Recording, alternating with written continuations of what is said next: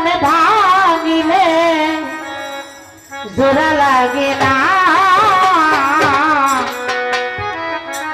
আলম ভাই ভালোবাসা মায়ার জিনিস পুতুল খেলা না।